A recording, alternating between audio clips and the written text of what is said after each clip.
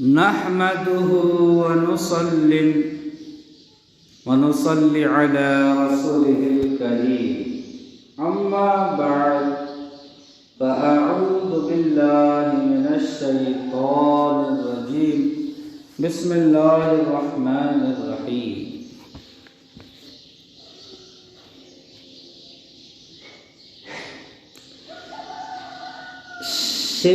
شیراز کے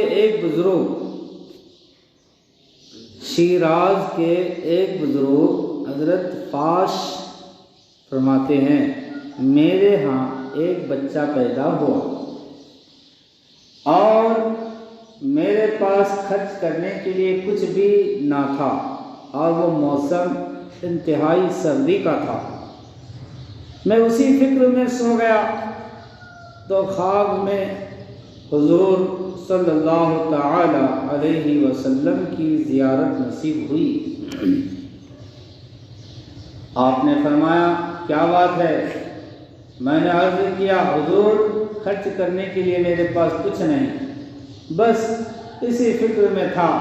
حضور نے فرمایا دن چڑھے تو فلاں مجوسی کے گھر جانا، یعنی جب صبح ہو اور دن نکل آئے تو فلاں مجوسی ہے نا اس کے گھر جانا اور اس سے کہنا کہ رسول اللہ نے تجھے کہا ہے کہ 20 دینار تجھے دے دیں، 20 دینار تجھے دے دیں۔ حضرت فاش صبح اٹھے تو حیران ہوئے کہ ایک مجوسی کے گھر کیسے جاؤں اور رسول اللہ کا حکم وہاں کیسے سناؤں، اور پھر یہ بات بھی درست ہے کہ خواب میں حضور نظر آئیں تو وہ حضور ہی ہوتے ہیں۔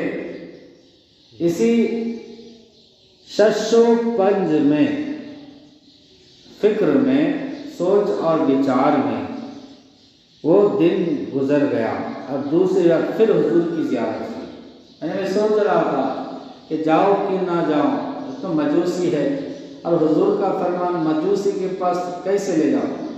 اسی سوچ و بچار میں تھا، دن نکل آیا، پھر رات آئی، دوسری رات پھر حضور کی زیارت ہوئی اور حضور نے فرمایا تم اس خیال کو چھوڑ دو، جو تمہارے دل میں خیال ہے نا کہ مجوسی کے یہاں کیسے جاؤ، اسے چھوڑو اور اس مجوسی کے پاس جا کر میرا پیغام پہنچا دو۔ چنانچہ حضرت فاش صبح اٹھے اور اس مجوسی کے گھر چل پڑے۔ کیا دیکھتے ہیں کہ وہ مجوسی اپنے ہاتھ میں کچھ لیے ہوئے دروازے پر کھڑا ہے۔ جب اس کے پاس پہنچے تو چونکہ وہ ان کو جانتا نہ تھا اور یہ پہلی مرتبہ اس کے پاس آئے تھے، اس لیے شرما گئے اور وہ مجوسی خود ہی بول پڑا بڑے میاں کیا کچھ حاجت ہے؟ حضرت فاش بولے ہاں، مجھے رسول اللہ صلی اللہ علیہ وسلم نے تمہارے پاس یہ کہہ کر بھیجا ہے کہ تم مجھے 20 دینار دے دو۔ اس مجوسی نے اپنا ہاتھ کھولا اور کہا تو لے لیجئے، یہ 20 دینار میں نے آپ ہی کے لیے نکال رکھے تھے، میں نے آپ ہی کے لیے یہ 20 دینار نکال رکھے تھے اور آپ کی راہ دیکھ رہا تھا۔ حضرت فاش نے وہ دینار لے لیے اور اس مجوسی سے پوچھا بھائی میں تو بھلا رسول اللہ صلی اللہ علیہ وسلم کو خواب میں دیکھ کر یہاں آیا ہوں، مگر تجھے میرے آنے کا کیسے علم ہو گیا؟ تو وہ بولا میں نے رات کو اس شکل و صورت کے ایک نورانی بزرگ کو خواب میں دیکھا ہے جس نے مجھ سے فرمایا کہ ایک شخص صاحب حاجت ہے، یعنی ضرورت مند ہے، وہ کل تمہارے پاس پہنچے گا، اسے 20 دینار دے دینا۔ چنانچہ میں یہ 20 دینار لے کر تمہارے ہی انتظار میں تھا۔ حضرت فاش نے جب اس کی زبانی رات کو ملنے والے نورانی بزرگ کا حلیہ سنا تو حضور صلی اللہ علیہ وسلم کا تھا۔ چنانچہ حضرت فاش نے اس سے کہا یہی رسول اللہ صلی اللہ علیہ وسلم ہیں۔ اس مجوسی نے یہ واقعہ سن کر تھوڑی دیر تو توقف کیا، یعنی خاموش ہو گیا، اور پھر کہا مجھے اپنے گھر لے چلو۔ چنانچہ وہ حضرت فاش کے گھر آیا اور کلمہ پڑھ کر کر مسلمان ہو گیا۔ پھر اس کی بیوی بہن اور اس کی اولاد بھی مسلمان ہو گئی۔ اب اسے سبق یہ ملا کہ ہمارے حضور صلی اللہ علیہ وسلم کی نظر رحمت جس پر بھی پڑ جائے اس کا بیڑا پار ہو جاتا ہے۔ اور یہ بھی معلوم ہوا کہ حضور صلی اللہ علیہ وسلم اپنے محتاج غلاموں کی فریاد سنتے ہیں۔ جو ضرورت مند حضرات ہیں، جو ضرورت مند غلام ہیں، حضور کے امتی ہیں، تو ایسے میں اگر وہ حضور کو یاد کرے تو ان کے فریاد کو حضور سنتے ہیں اور وصال شریف کے بعد بھی محتاجوں کی مدد فرماتے ہیں۔ حضرت شیخ ابو عبداللہ فرماتے ہیں کہ ایک مرتبہ ہم مدینہ منورہ حاضر ہوئے تو مسجد نبوی میں محراب کے پاس ایک بزرگ آدمی کو سوئے ہوئے دیکھا۔ تھوڑی دیر میں وہ جاگے اور جاگتے ہی روضہ انور کے پاس جا کر حضور انور صلی اللہ علیہ وسلم پر سلام عرض کیا اور پھر مسکراتے ہوئے لوٹے۔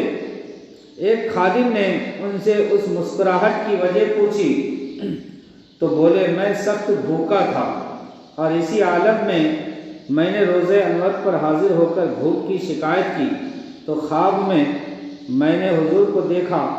آپ نے مجھے ایک پیالہ دودھ کا عطا فرمایا اور میں نے خوب پیٹ بھر کر دودھ پیا، اور پھر اس بزرگ نے اپنی ہتھیلی پر منہ سے تھوک کر دکھایا تو ہم نے دیکھا ہتھیلی پر واقع دودھ ہی تھا۔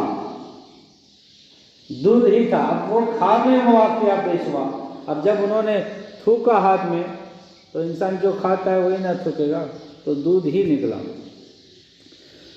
سبق اس سے یہ ملا کہ حضور صلی اللہ علیہ وسلم کو خواب میں دیکھنے والا حضور ہی کو دیکھتا ہے۔ جو حضور کو خواب میں دیکھ لیں وہ حضور ہی کو دیکھتا ہے، اور حضور کی خواب میں بھی جو عطا ہو، حضور جو خواب میں کسی کو دے وہ واقعی عطا ہوتی ہے۔ اور یہ بھی معلوم ہوا کہ حضور آج بھی ویسے ہی زندہ ہیں جیسے پہلے تھے۔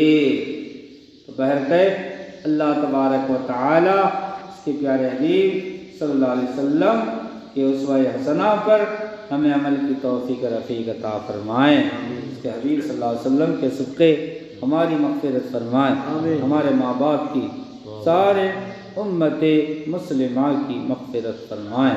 یا الہ العالمین ہماری روزی میں برکت عطا فرما، کاروبار میں برکت عطا فرما۔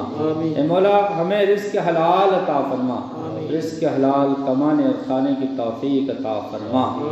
یا الہ العالمین ہمیں نماز پنجگانہ با جماعت ادا کرنے کی توفیق عطا فرما، ہماری تنگ دستی کو دور فرما، تنگ دستی سے نجات عطا فرما، جو مقروض ہے قرض سے نجات عطا فرما۔ سبحان ربک رب العزت عما یصفون وسلام علی المرسلین والحمد للہ رب العالمین۔